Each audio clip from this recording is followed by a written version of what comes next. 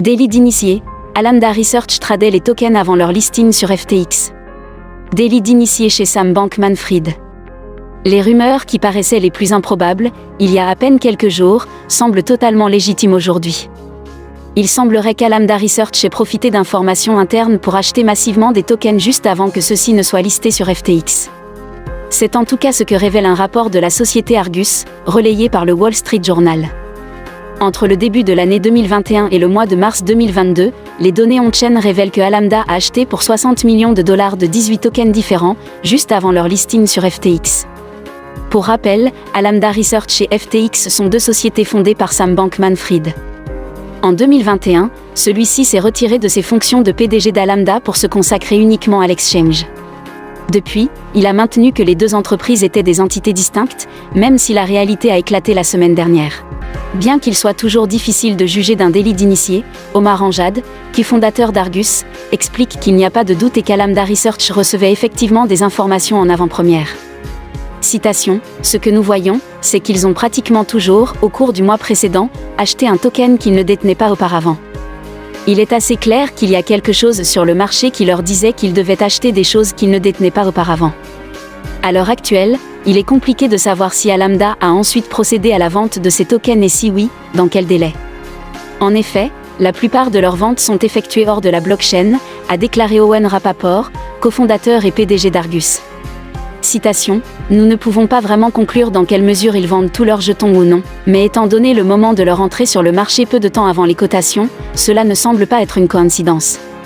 Ce n'est pas la première fois que l'industrie des crypto-monnaies est victime de délits d'initiés et le schéma de fonctionnement est systématiquement le même. » Pour rappel, en juin 2022, un ancien chef de produit d'OpenSea a été poursuivi en justice pour avoir acheté des NFT avant leur mise en avant sur la plateforme.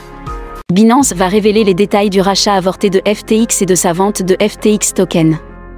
Binance va délivrer de nombreuses informations.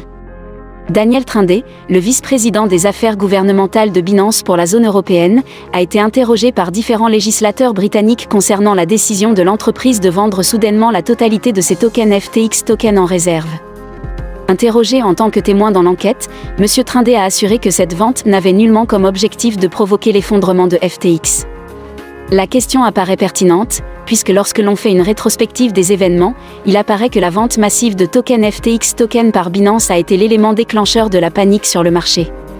Harriet Baldwin, la présidente du comité, a demandé à ce que Binance transmette la totalité des éléments en sa possession concernant le rachat avorté de FTX, notamment les correspondances internes et les différents dossiers relatifs à la vente de FTX Token et au procédé de diligence raisonnable effectué.